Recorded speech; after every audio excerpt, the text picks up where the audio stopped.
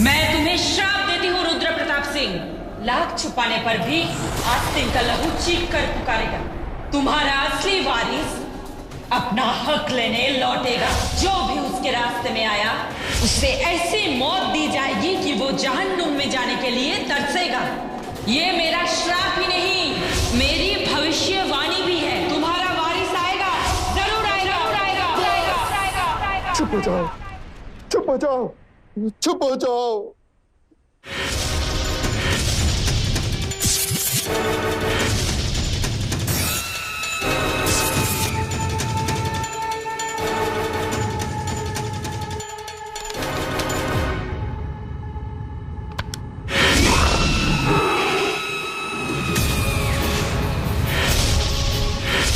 तुम्हारा असली वारिस अपना हक लेने लौटेगा। हुकुम, ये आप क्या कर रहे हैं? मुझे मर जाने दो भैरव सिंह। यही छुटकारा है श्राप से।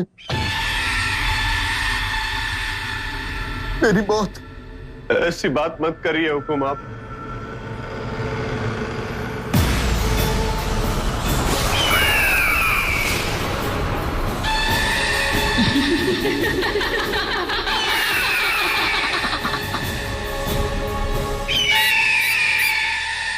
हेलो अजीत बेटा, धवलगढ़ की हवेली से बोल रहा हूं मैं, भैरव सिंह। बोलिए ताऊ साहब, मामा साहब कैसे हैं? कुछ ठीक नहीं है बेटा, अब समय आ गया है। तू जल्दी से हवेली आ जा।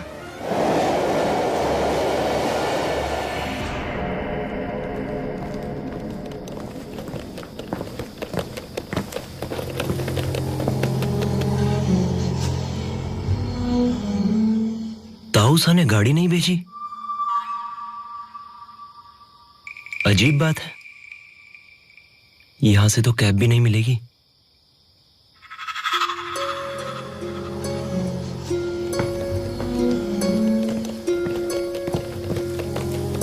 ओ भैया, ओ भैया, क्या है? कुंवर रुद्र प्रताप सिंह की हवेली चलोगे? डबल पहाड़ी पर। अरे ओ साहब, दिमाग तो ठीक है ना? इतनी रात उस मनहूस जगह अपनी मौत बुलाने जा रहे हो क्या? मालूम नहीं कल रात क्या हुआ है वहां पे? जानता हूं, तभी तो जा रहा हूं। चाहे दुगने पैसे ले लो, लेकिन प्लीज चलो। हाँ ठीक है, बैठो।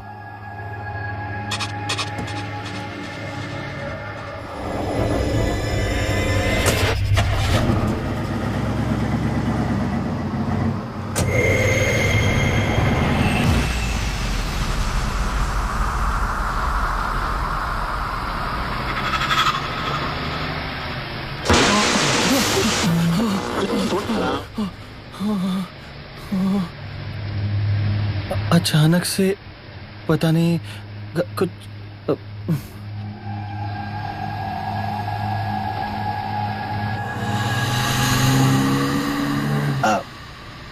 साहब, एक बात पूछें? आप वो कुंवर सा के रिश्ते में हैं क्या? हाँ, मामा साहब हैं वो हमारे। हम कलकत्ता में थे। हेलो अजीत बेटा, धवलगढ़ की हवेली से बोल रहा हूं मैं, तू जल्दी से हवेली आ जा। इसलिए आना होगा। प्रॉब्लम हमको पता है साहब, उस हवेली में एक बुरा साया है, किसी 100 साल पुरानी चुड़ैल का, जो लोगों की जान ले रही है। बस इतना ही पता है तुम्हें? क्यों? कहानी कुछ और भी है क्या? बहुत लंबी कहानी है दोस्त। सफर भी लंबा है बाबू। आप चाहें तो सुना सकते हैं। तो सुनो। आज से 30 साल पहले धवलगढ़ की हवेली में राजमाता रेणुका देवी के साथ रहते थे रियासत के कुंवर महाराज रुद्र प्रताप सिंह। उनके भाई देवी सिंह, उनकी पत्नी मेखला और उनके 2 छोटे बच्चे रतन और वीर, और दिल्ली में रह रही उनकी बहन सुवरचला, जिसका बेटा मैं अजीत सिंह। यह कहानी उन दिनों शुरू होती है जब धवलगढ़ के जंगलों में मेरे मामा साहब रुद्र प्रताप सिंह एक घायल शेरनी को ढूंढने गए थे। संभाल के हुक्म। उस घायल शेरनी ने 4 लोगों की जाने ली और संभालना नहीं चाहता था उसे। अगर हम उसे बेहोश करके पकड़ ले तो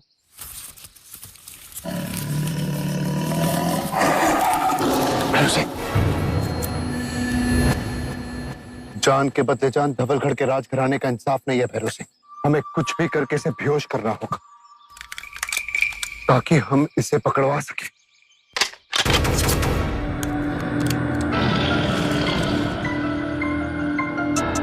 संभाल के हुक्म।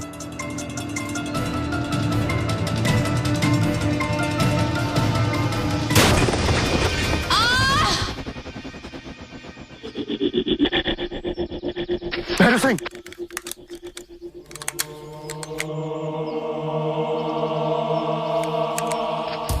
भैरव सिंह,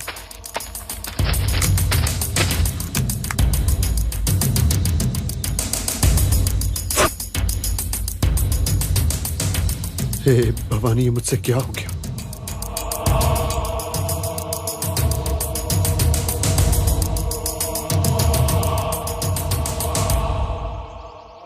और फिर उस एक पल में शिकारी खुद शिकार हो गया। रुद्र प्रताप सिंह को पहली नजर में रेशमा से प्यार हो गया।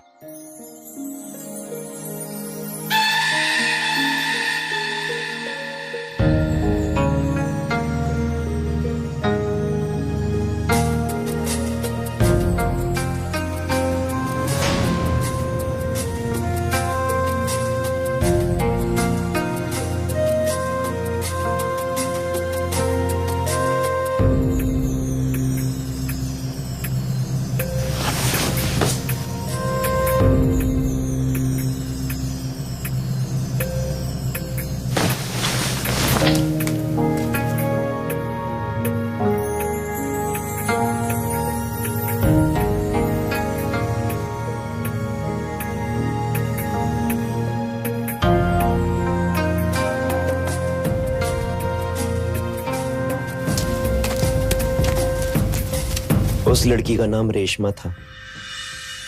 जंगल में बसे एक बंजारे कबीले से थी और धीरे धीरे उसे भी कुंवर रुद्र प्रताप सिंह से लगाव हो गया। दोनों रोज मिलने लगे, कभी हवेली में, कभी जंगलों में, कभी नदी किनारे, और करीबियां बढ़ती चली गई।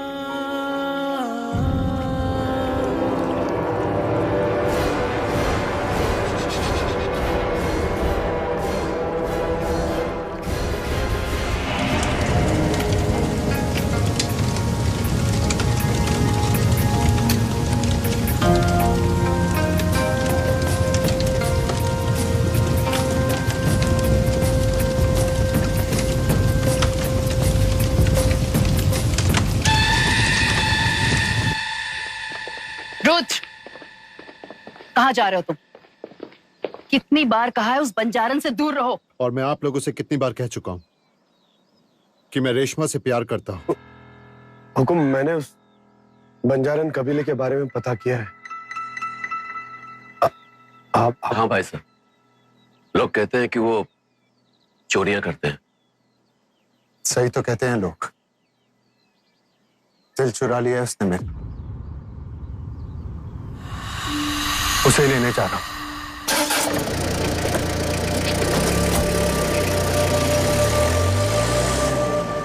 मानो रेशमा ने रुद्र प्रताप पर एक जादू सा कर दिया था, पर वो जानता नहीं था कि वो जादू काला जादू था।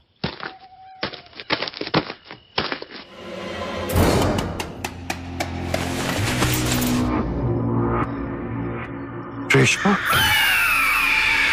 कहीं रेशमा को कुछ हो तो नहीं क्या? उस घायल शेरनी ने तो रेशमा, रेशमा, रेशमा,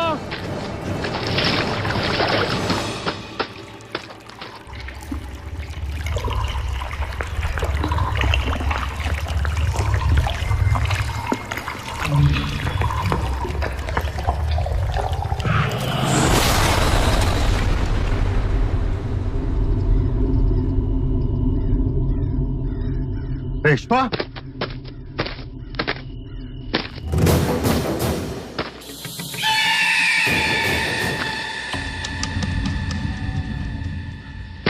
रेशमा, रेशमा,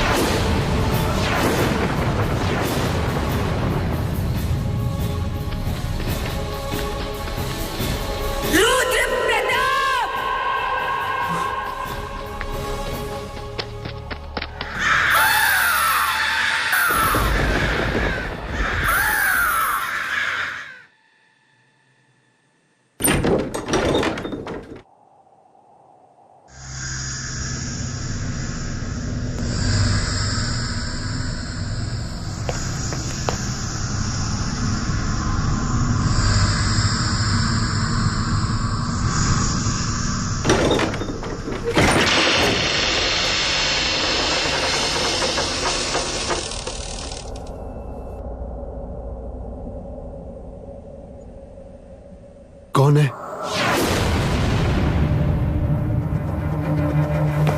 कौन है वहां? कौन है?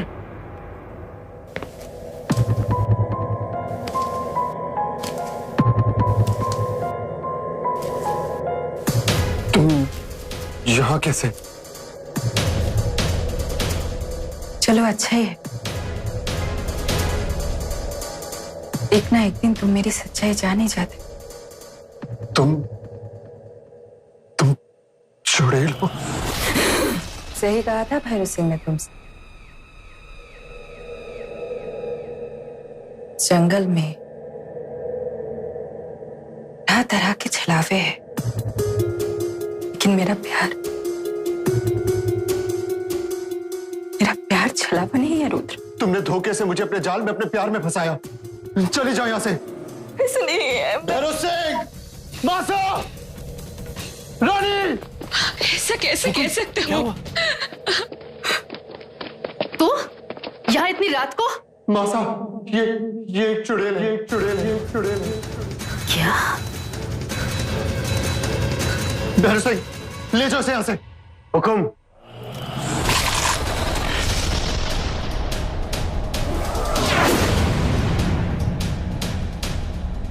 मैंने सिर्फ तुम्हें हाथ लगाने की इजाजत दी, किसी और को नहीं। जा रही हूं।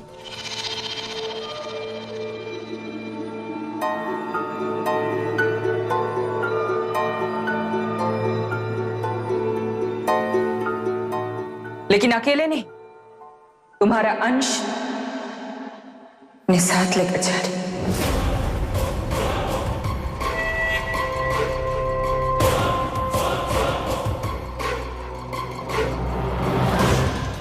मेरे पेट में पल रही हमारी औलाद, इंतजार करेंगे हम तुम्हारा।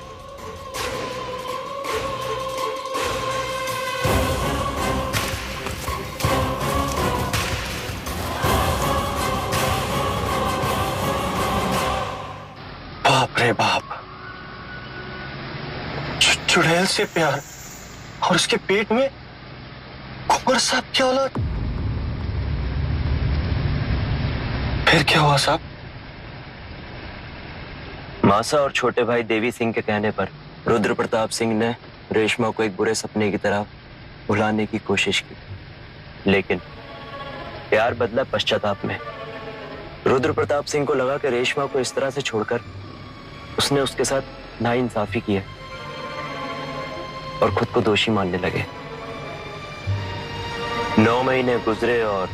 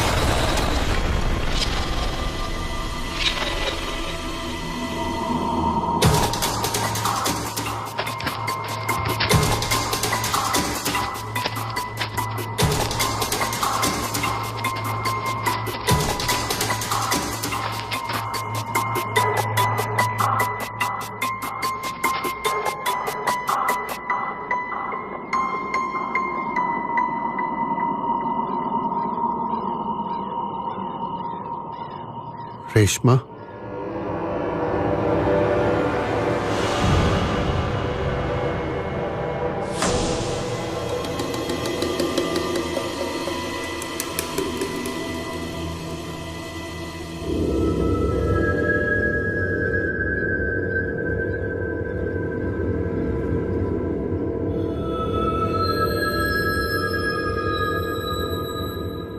मुझे पता था तुम हमें अपनाने जरूर आओगे। सबने मुझसे कहा, सबने कहा कि तुम मुझे भूल जाओगे, लेकिन मेरा दिल जानता था कि हमारा प्यार कभी नहीं मरेगा।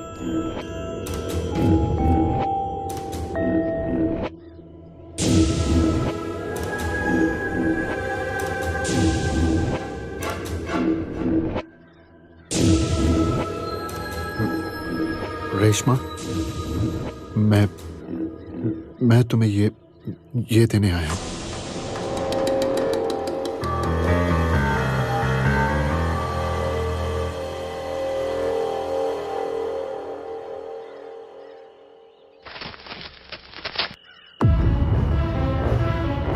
क्या है ये? ये लेकर तुम अपनी बाकी की जिंदगी इस बच्चे के साथ आराम से बिता सकती हो। अच्छा, ये सब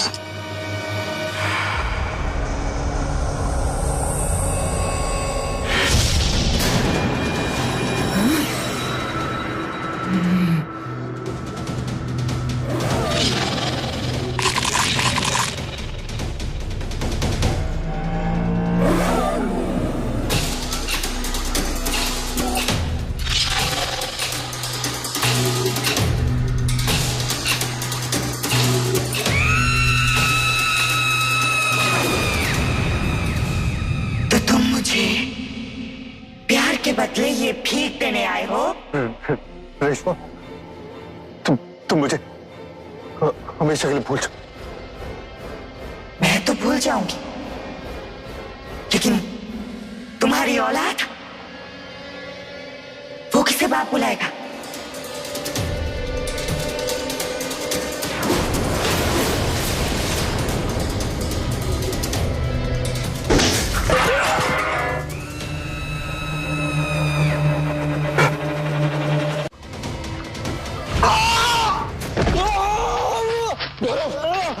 हमारे बीच कोई नहीं आएगा। रुद्र, अपने खून को मत धुतकारो। वो तुम्हारा वारिस है, ये मेरा वारिस नहीं, मेरी भूल है। मुझे यहाँ नहीं आना चाहिए था। भैरव चलो यहाँ से, चलो भैरव चलो। कहाँ बचकर जाओगे तुम कुंवर? मेरे बच्चे को उसका हक दिए बगैर तुम मुझे ठुकरा सकते हो, लेकिन इसे नहीं। मेरे बेटे को उसका हक चाहिए, तुम्हारी भीख नहीं।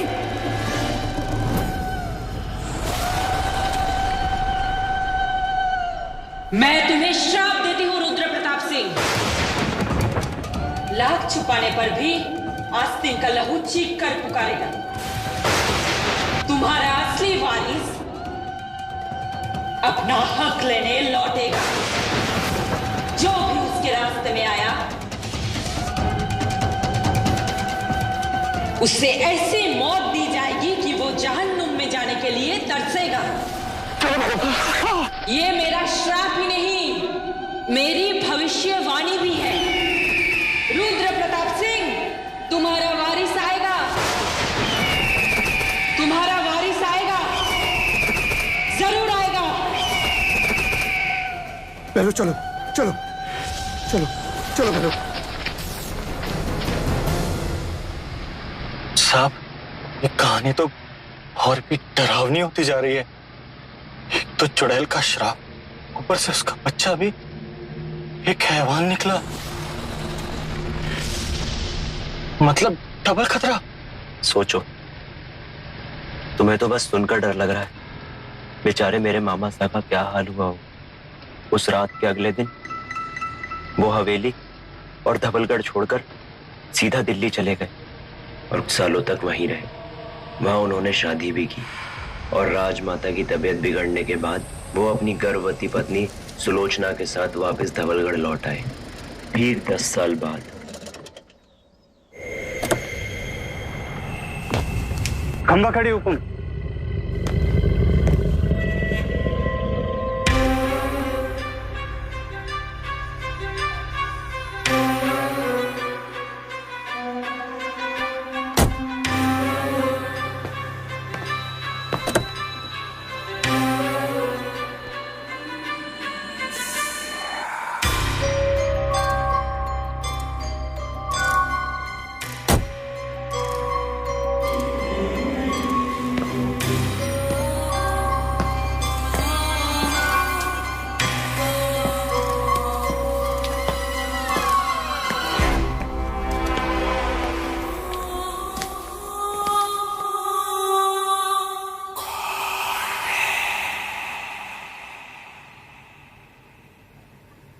सोचा था जब तू मुझे दादी बनाएगा तो मैं अपनी बड़ी बहू को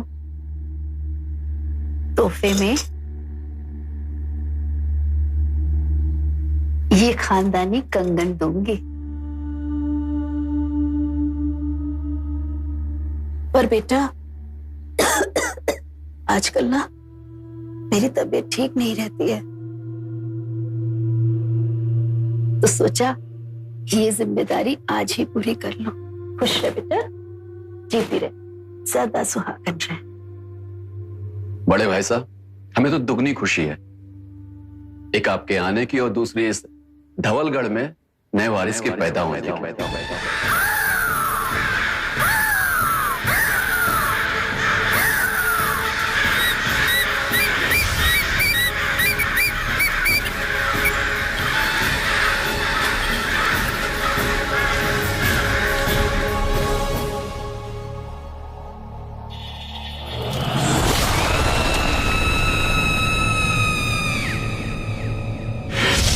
वक्त आ गया है बेटा, जो तेरा है वो तुझसे कोई नहीं छीन सकता। तू ही है असली वारिस धवलगढ़ का।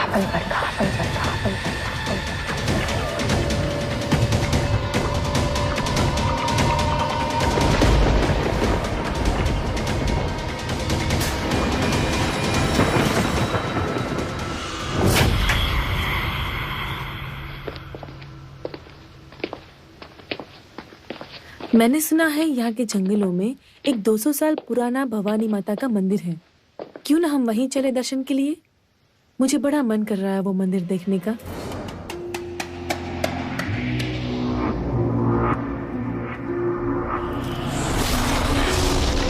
क्या हुआ? किसी और दिन सुलोचना, तुम अभी हमारे पुश्तैनी मंदिर होया।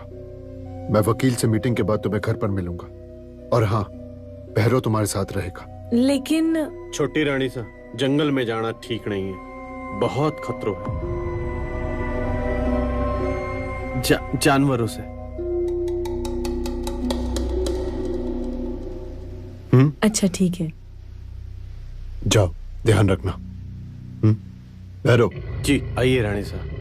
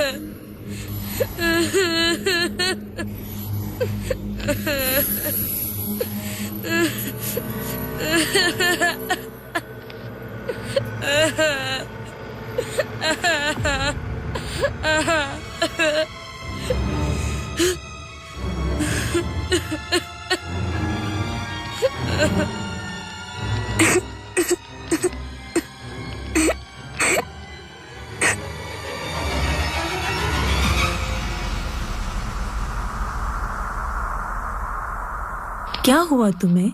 तुम रो क्यों रहे हो? मुझे घर अकेला नहीं जाना। अच्छा, तुम्हारा घर कहाँ है? मंदिर के पीछे वाले जंगल में।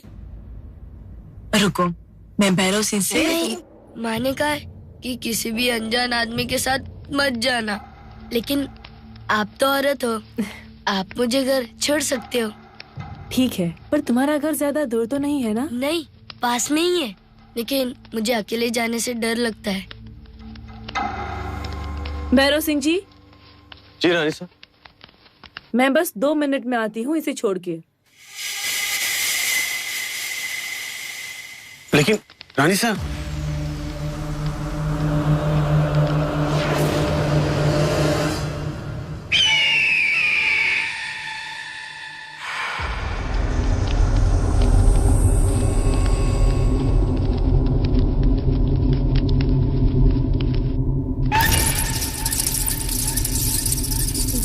बेटा, ये तुम कहाँ ले आए मुझे? यही मेरा घर है, चलिए ना, आइए।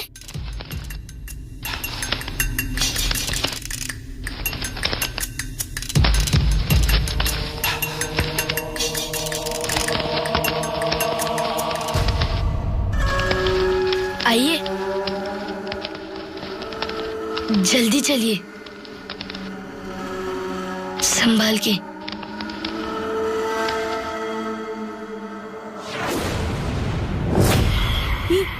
ये कौन है? ये मेरी मासी है।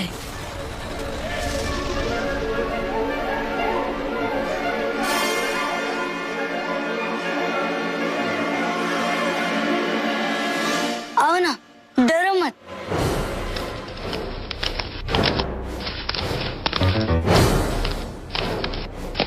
ले आया उसे। शाबाश। अरे बेटा, कहाँ जा रहे हो?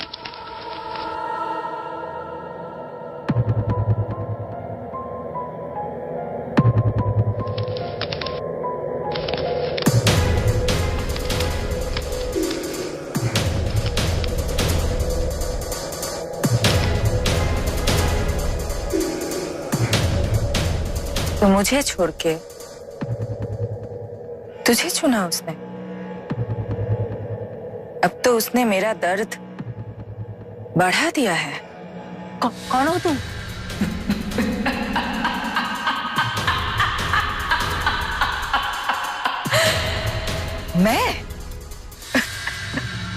मैं कौन हूं? मैं धवलगढ़ की पहली और आखिरी रानी हूं।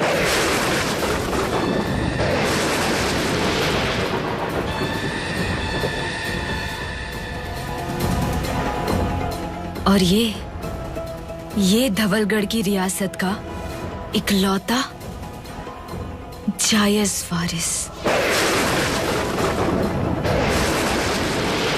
नाजायज तो वो है तेरे पेट में।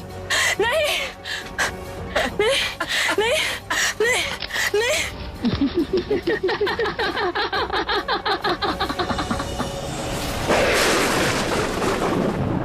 मैं चाहूं तो इसे एक झटके में खत्म कर सकती हूं, लेकिन तू कब सीखेगा अपना हक छीन ले इससे और इसकी होने वाली औलाद से। नहीं नहीं।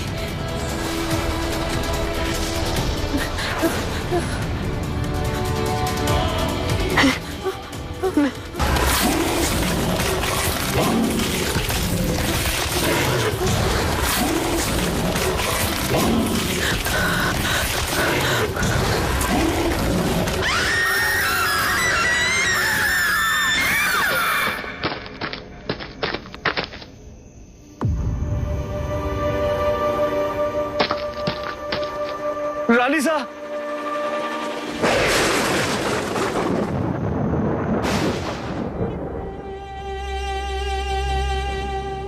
भाभी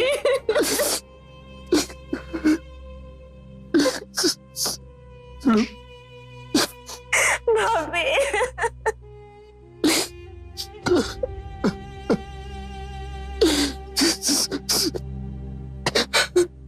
इसका मतलब यह है कि वो आ गई है हुकुम।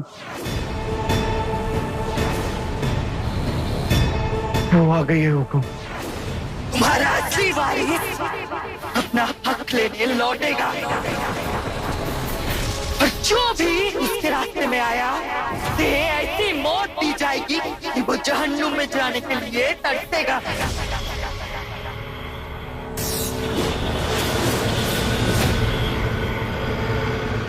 तो बहुत गलत हुआ साहब। रुद्र प्रताप और रेशमा के बीच जो हुआ उसकी कीमत उसकी दूसरी पत्नी और उसके पेट में पल रहे बच्चे को चुकानी पड़ी। वो कहावत सुनी है तुमने कि एक अपमानित नारी का क्रोध आग से कम नहीं। रेशमा नारी ही नहीं, चुड़ैल थी। उसके बदले में जरा भी दया नहीं थी, लेकिन उसके इस वार ने एक और औरत की आग को अग्नि दे दी। रानी मां, मैंने तो 10 साल पहले ही कहा था कि उस चुड़ैल और उनके कबीले को आग लगा देते हैं, मगर हुकुम नहीं माने। उनके उसूल जान के बदले जान इंसाफ नहीं होता। उस चुड़ैल को ना मारना मेरे बेटे की दूसरी गलती थी, मगर अब मैं ये तीसरी गलती नहीं होने दूंगी। रुद्र को बिना बताए वही करो जो 10 साल पहले करना चाहिए था। सोमाचार की मदद से आज ही रात को जला दो उसके कबीले को। जी रानी साहब, खंबा खड़ी।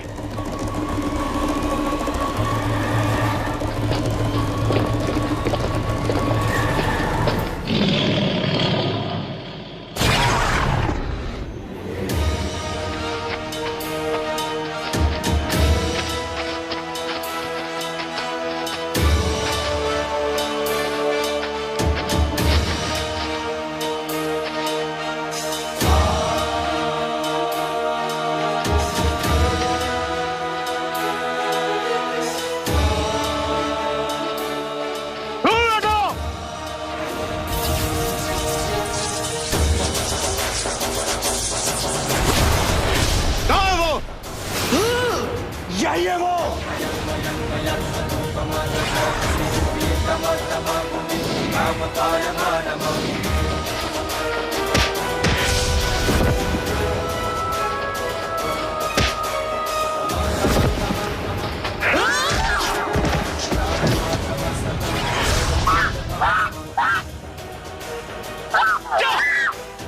खत्म कर दो इसे। शैतान तेरा इंतजार कर रहा है चुड़ैल, उसके पास जा।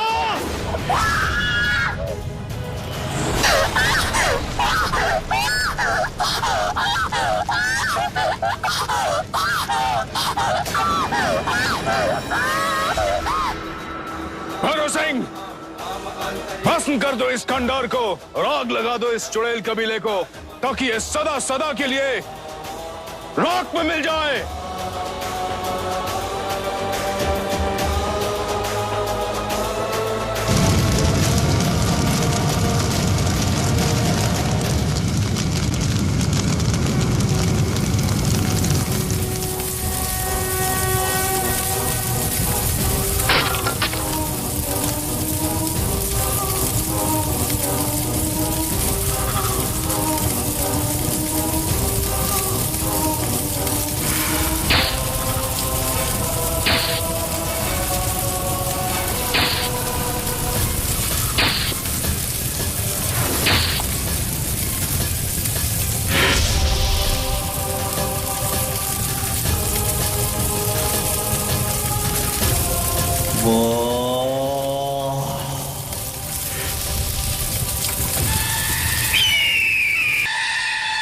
लेकिन साहब, आपको कैसे पता कि रेशमा का बच्चा बच गया? अगर वो इस आग में मर गया होता तो कहर का किस्सा शुरू ही ना होता। मतलब ये कि रेशमा की हत्या से सांप का पिटारा खुल चुका था और शायद रुद्र प्रताप सिंह को यह पता लग चुका था।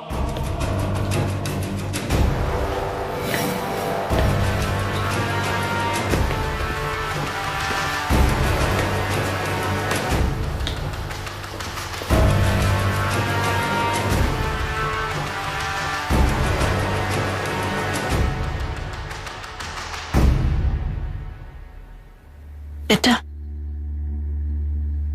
इस हवेली में तेरे पुरखों की यादें हैं। मेरा मरना तो यही होगा। मासा, आप ही संभालिए इस रियासत को। धवलगढ़ में दर्द भरी यादों के अलावा मेरे लिए और कुछ नहीं। और मेरे बाद कौन बनेगा इस रियासत का वारिस? मेरा छोटा भाई देवी सिंह। नहीं भाई साहब, जो आप में क्षमता है वो मुझ में नहीं है। मैं इस रियासत का हकदार नहीं बन सकता। रतन भैया, रतन भैया, रतन भैया, सुनो रतन भाई साहब। तो ठीक है, मेरा नया वारिस देवी सिंह का बड़ा बेटा रतन सिंह बनेगा।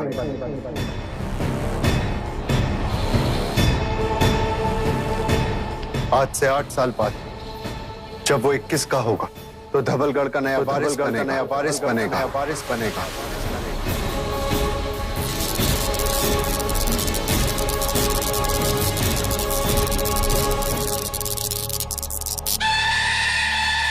और अपने बड़े भतीजे रतन सिंह को वारिस बनाकर रुद्र प्रताप हमेशा के लिए दिल्ली चले गए। अगले 8 साल तक धवलगढ़ का कोई भी कुंवर नहीं था। रानी सा मर चुकी थी, लेकिन रतन की 21 साल की उम्र पहुंचते ही साल आ गया था उसके राज तिलक का। धवलगढ़ को 8 साल बाद एक नया वारिस मिलने वाला था।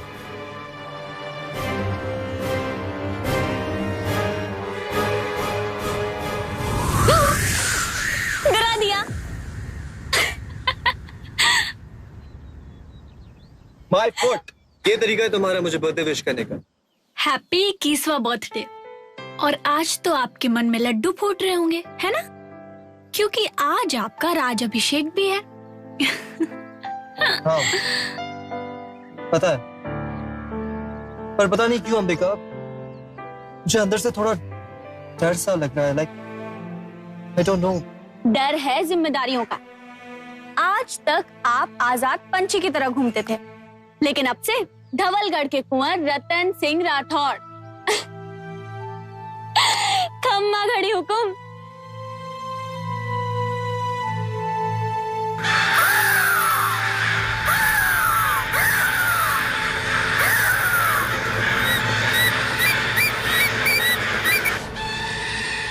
ओम भूर्भुवः स्वः तत्सवितुर्वरेण्यं भर्गो देवस्य धीमहि धियो यो नः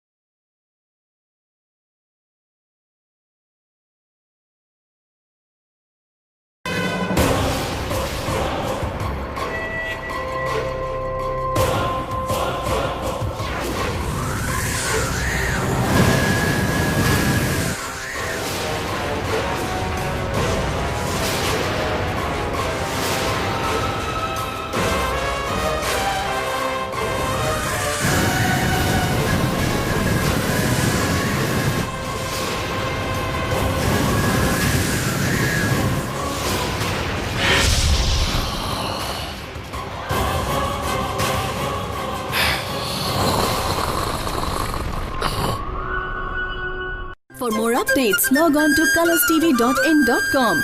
Like us on facebook.com/colorstv. Follow us on twitter.com/colorstv. For more updates, log on to colorstv.in.com. Like us on facebook.com/colorstv. Follow us on twitter.com/colorstv.